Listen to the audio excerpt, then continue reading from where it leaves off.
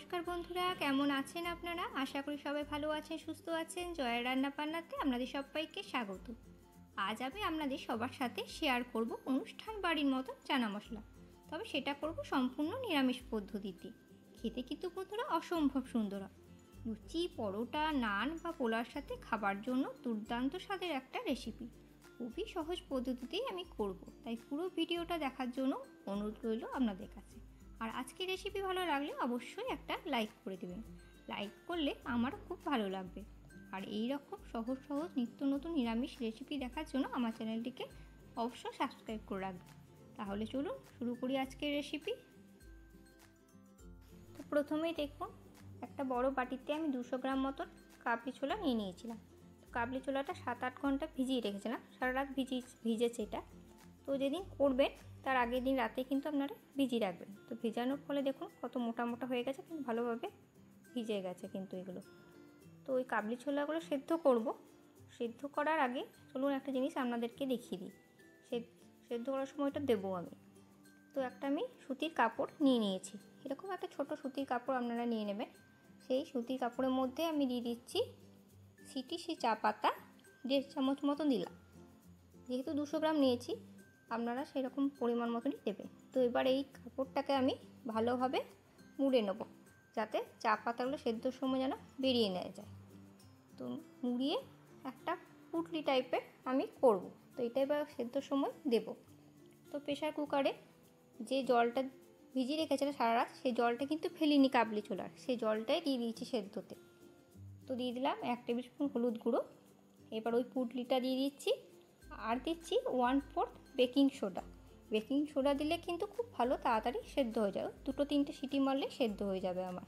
তাই জন্য 1/4 baking soda দিলাম, আর স্বাদ মতো লবণ দিয়ে চলুন এটা ভালোভাবে আমি সেদ্ধ করে নিই কাবলিটা।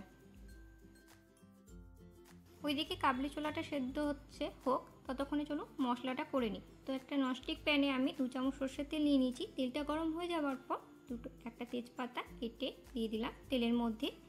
দিলাম 2 ছোটো এলাচ, 2 টুকরো দারচিনি, আর একটা শুকনো লঙ্কা একটু কুচি করে দিয়ে দিলাম। আর দিচ্ছি 1/4 হিং।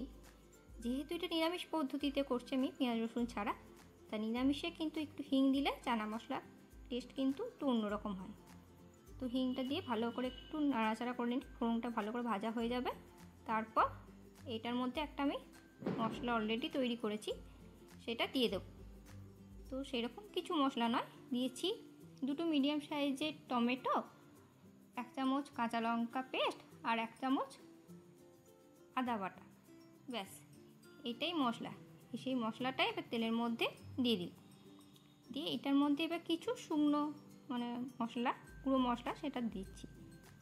দিলাম 1 টেবিল স্পুন দিচ্ছি হলুদ গুঁড়ো, আর 1 টেবিল স্পুন জিরে গুঁড়ো, আর 1 টেবিল স্পুন ধনে গুঁড়ো। ব্যাস, এটাই আমার মশলা। তো এই মশলাটা ভালোভাবে একটু নাড়াচাড়া করে নিই। ওই 2-3 মিনিট একটু তেলের মধ্যে নাড়াচাড়া করে নিলে তেল থেকে অটোমেটিক যখন মশলা থেকে তেলটা ছেড়ে বেরিয়ে আসবে, অটোমেটিক তেল বেরিয়ে যাবে, তখনই বুঝবেন যে মশলাটা ভালো করে ভাজা হয়ে গেছে। তো একটু এরকম নাড়াচাড়া করে নিই। এরকম নাড়াচাড়া করে ভাজতে ভাজতে দেখবেন তেল ছেড়ে দিয়েছে অটোমেটিক আমার। তো এটা ভাজি 2-3 মিনিট।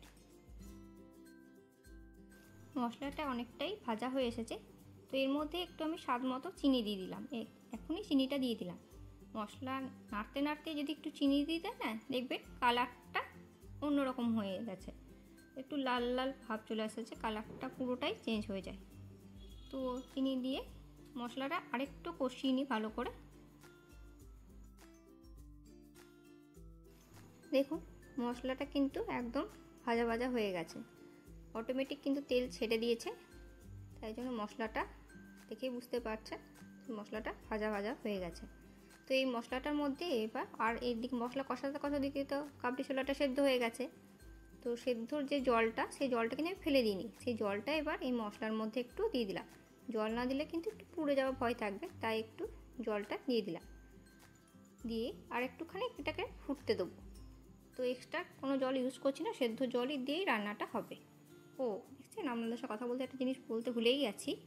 তো দেখুন এর মধ্যে এবার দিয়ে দিচ্ছি স্বাদ মতো লবণ দিয়ে দিলাম। অনেকটাই ফুটে গেছে মশলাটা, দিয়ে লবণ দিয়ে একটু ভালো করে নাড়াচাড়া করব। তো তো কাবলি ছোলাতে যে সিটিসি চা পাতা দিয়ে মুড়ে দিয়েছিলাম, ওইটা কেন দিয়েছিলাম বলুন তো? কালারটা আসার জন্য। দেখবেন রেস্টুরেন্টে কালারটা একটু কালচে কালচে কালার যে আসে, সেই কালারটা কিন্তু ওই চা পাতা দেওয়ার ফলেই আসে। তো এবার মশলাটার মধ্যে কাবলি চানাটা যেটা সেদ্ধ করেছিলাম, সেই কাবলি চানাটা দিয়ে দিলাম, আর যেটুকু জল ছিল সেই জলটুকু দিয়ে দিলাম। দিয়ে দেখুন কত ভালো সেদ্ধ হয়েছে কাবলিটা। আর কালারটা দেখুন কীরকম কালারটা এসেছে, একদম কিন্তু দোকানের মতো রেস্টুরেন্টের মতনই কালারটা এসেছে। কালচে কালচে যে কালারটা এসেছে না, সেটা ওই চা পাতা দেওয়ার জন্যই এসেছে। তো আমার একদম কিন্তু চানা মশলা রেডি হয়ে গেল। দেখলেন কত তাড়াতাড়ি করলাম। আর যে কোনো নিরামিষের দিন আপনারা বাড়িতে এটা করতে পারেন। বাড়িতে কোনো অনুষ্ঠান থাকলে বা পুজোতেও আপনারা কাবলি চানা করতে পারেন, খুবই সহজেই হয়ে যায়। খেতে কিন্তু বন্ধুরা অসম্ভব সুন্দর হয়। পেঁয়াজ রসুন নেই বলে নিরামিষ কিন্তু ভালো হবে না এটা ভাববেন না, খুবই সুস্বাদু হয়। লুচি, রুটি, পরোটা, নান যে কোনো সাথে আপনারা খেতে পারেন। দেখতে দেখুন কত লোভনীয় লাগছে না? আর উপর থেকে জাস্ট একটু কাসুরি মেথি আমি ছড়িয়ে দেবো, ব্যাস, তাহলে কিন্তু আমার আজকের চানা মশলা রেডি। তো আজকের রেসিপি বন্ধুরা ভালো লাগলে অবশ্যই একটা লাইক করে দেবেন, আর কমেন্ট আর শেয়ার করতে কিন্তু একদমই ভুলবেন না। আর নতুন বন্ধুদের আমার চ্যানেলে স্বাগত জানাই, আর পুরনো বন্ধুদের চ্যানেলে পাশে থাকার জন্য জানাই অসংখ্য ধন্যবাদ। আর যারা এখন আমার চ্যানেলটিকে সাবস্ক্রাইব করেনি তাদেরকে আমার পরিবারের সদস্য হওয়ার জন্য আমন্ত্রণ রইল। তো আমি দেখিয়ে দিলাম, আর নাড়ানাড়ি করবো না, আর একটু ঝোল ঝোল আমি রেখেছি। কাবলি চানা তো এটা একটু কিন্তু ঝোলটা টেনে যাবে। তো আপনারা যেমন ঝোল খাবেন সেই রকমই কিন্তু রাখবেন। মনে রাখবেন কাবলিতে কিন্তু ঝোলটা অনেকটাই টেনে যায়, তাই একটু আমি ঝোল ঝোল রেখেছি। এটা পরে ঠান্ডা হলে কিন্তু টেনে যাবে। দেখুন সার্ভ করে দিলাম উপর থেকে একটু ধনেপাতা কুচি দিয়ে। তো দেখুন অনেকটাই কিন্তু ঝোলটা টেনে গেছে। দেখতে কত লোভনীয় লাগছে না বন্ধুরা? খেতে কিন্তু বন্ধুরা অসম্ভব সুন্দর হয়। একবার অতি অবশ্যই আমার মতো করে বাড়িতে তৈরি করুন, আশা করি আপনাদের খুব ভালো লাগবে। তাহলে চলুন বন্ধু, আজ আসি তাহলে।